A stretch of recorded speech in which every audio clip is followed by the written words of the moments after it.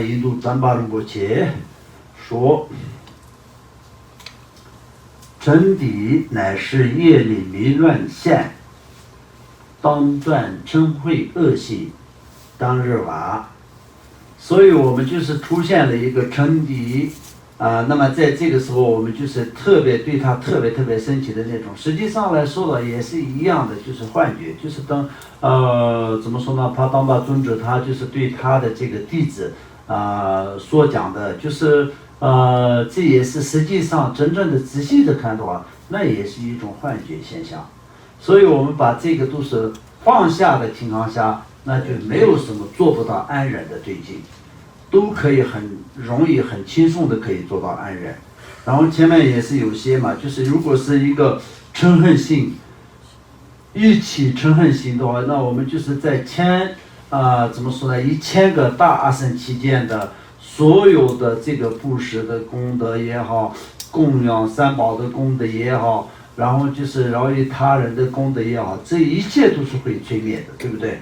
但是这个里面就是要知道一件事情，任何一个有三殊胜摄持的前面的八性跟正性，尤其是回向圆满的功德是摧毁不了的。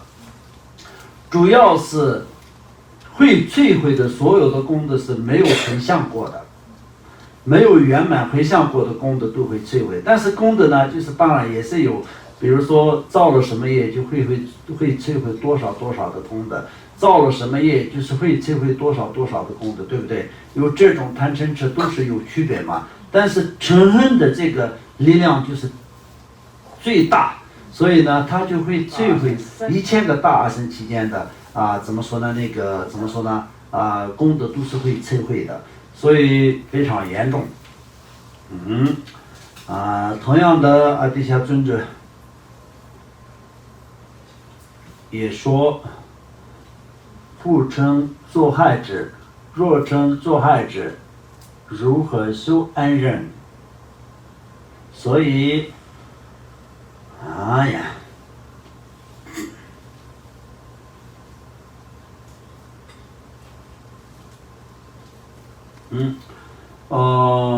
不称作害、伤害者是吧？对。所以这个来说的话，就不要嗔恨对自己做伤害者。如果是你今天对自己做伤害的这个人不修安住的情况下，那么我们没有任何可以修安住的对境，对不对？对你好的人，你不用跟他修安住嘛，对不对？所以主要是对你不好的人，你对他要修安忍，这个才是最重要的。所以如果有人对自己恶语重伤或无故加害等时，所以这个里面必须得要知道无故，这个很重要啊。不然如果是没有讲无故的情况下，我们世间人很喜欢讲道理嘛，都想哎呀这个是什么原因啊，我是对的啊，什么为什么这样他不对啊等等这种。但是这里面有讲无故的，我自己没有任何错的情况下，他对我做伤害的情况下，也是我们必须得要忍下来。这是我们就是实践人常讲的，就是无条件的忍下来。我们若能断除自己的什么嗔怒嗔恨跟愤怒的怒嘛，对，怨恨之心，则可清除诸多罪障，依靠恩人可以圆满广大资粮。因此应将作害之视如上师一般，即所谓若无生称境，与谁修安忍那么这个部分来说到，就我们必须得要，如果是有人伤害我的情况下，那么这个就不把他当作是敌人跟仇人来看，不把他当作是伤害我的人来看，我们就是把他就是给我一个机会的一个恩人，相当也是当作上师一样的看。那么实际上事实也是这个样子的。很多人呢就因为人生很多种的变化嘛，有些人没有想要修行的情况下，那么一种因缘呢，就刚好变成就是要修行。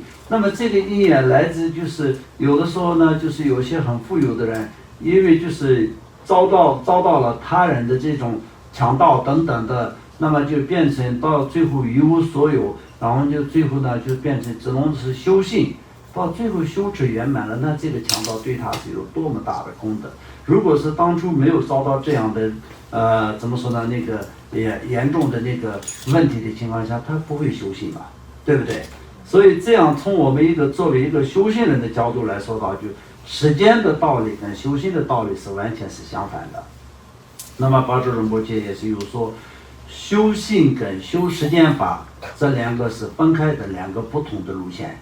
如果是一个人同时进行两种的话，那这是就是一个我们缝衣服的那个针，缝衣服的针是只有一个剪嘛，对不对？一个嘛，对不对？一个头嘛，就是尖尖的，然后它就可以在吃进去这个布里面的时候，它可以就是缝衣服嘛，对不对？但是如果是那个针尖是两个的话，就是吃进去，那针头是一个，针尖是两个的话，可以缝衣服吗？那是不可能可以嘛，对不对？那巴祖仁波切还有弥勒日巴尊者都是形容实践法跟修行这两个不能一起进行的，就是这个意思。因为这个上面来说到，因为我们一定要听得懂。今天我们所讲的一样，实践法的这个怎么说呢？成就跟我们修行的成就完全是相反嘛。那么我们行为也是一定要相反嘛。这个来说到，就我们实践的一切利益，那短暂的利益，但又并不是说平常的有家庭的在家人跟实践人不能修法，不是这个意思。比如说你修行就放下一切，家庭也不要，亲人也不要，那个怎么说，小孩也不要，工作也不要，不是这个意思。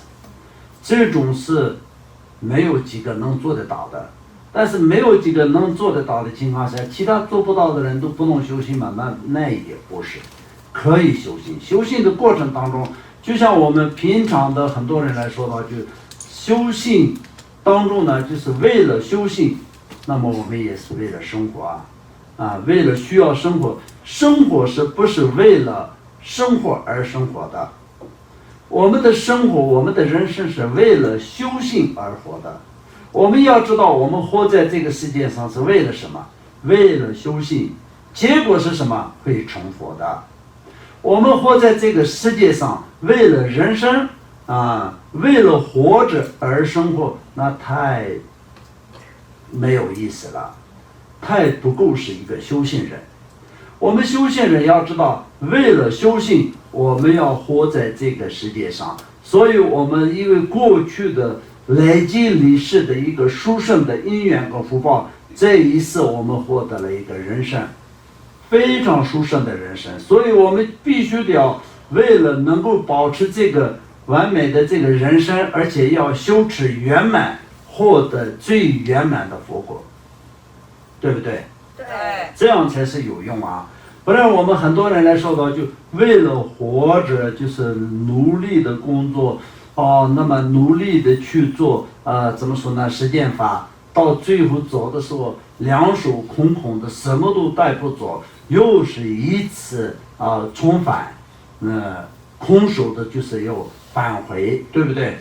那么这个当中呢，你一生当中的生活都是非常好的情况下，你有达到人生的真正的利益吗？没有啊。生老病死是一样的，肉体就是肉体，它会老会病会死。但是这个当中呢，我们就是得到这个人生的最重要呢，就是跟其他的这个地狱里面的众生没有的机会，恶鬼的众生没有的机会，从天道阿修罗道，然后出生道都没有的机会，我们人才有可以修持佛法的机会。因为什么？我们人的智慧呢，就是胜过了其他的动物、其他的众生，所以人才有这样可以修持佛法的机会，所以我们可以成佛。成佛以后再也不需要轮回嘛，对不对？对。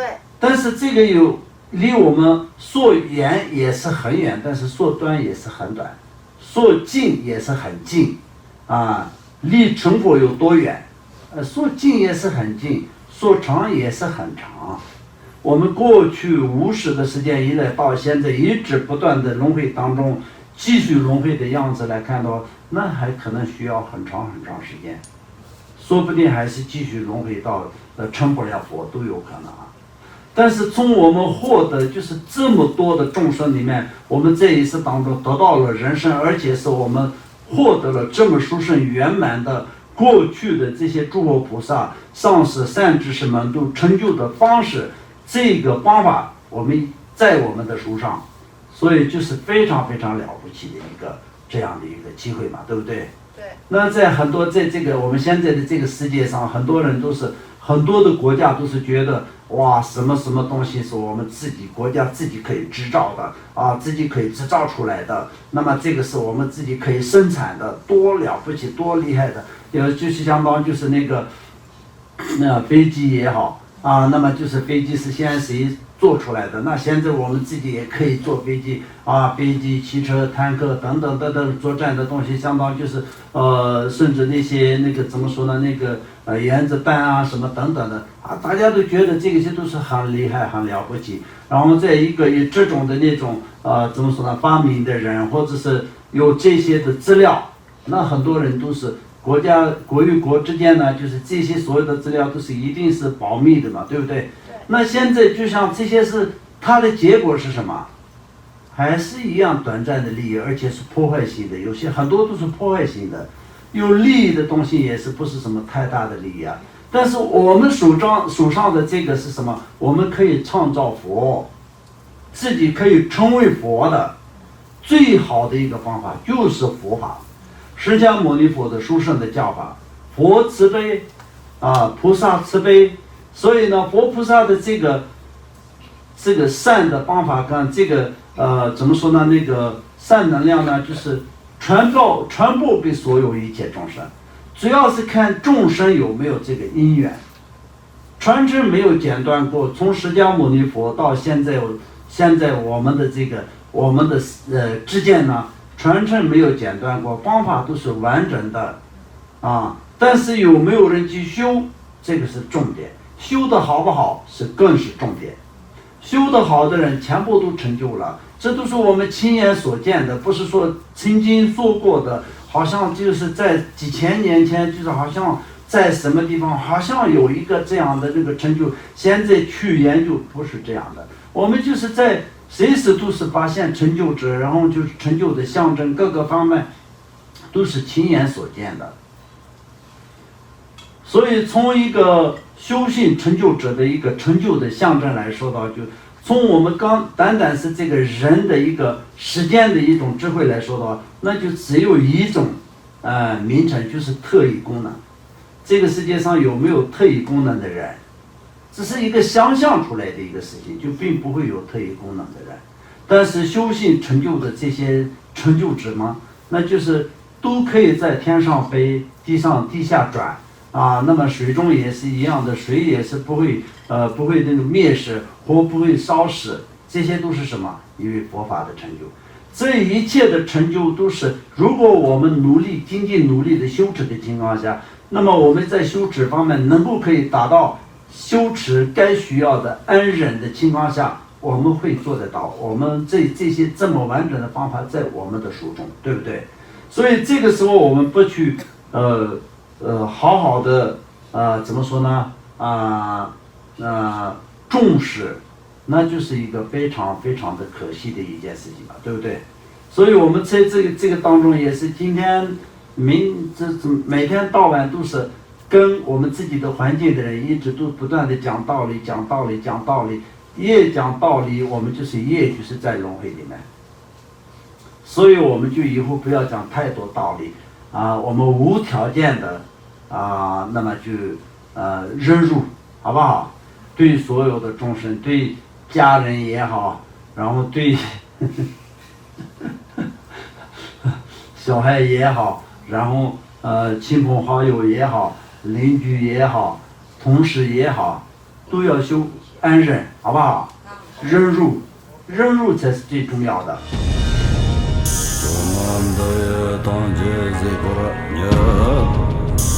多年你不找那帮月景，现在南就完了这个呀，日本做人这看着我。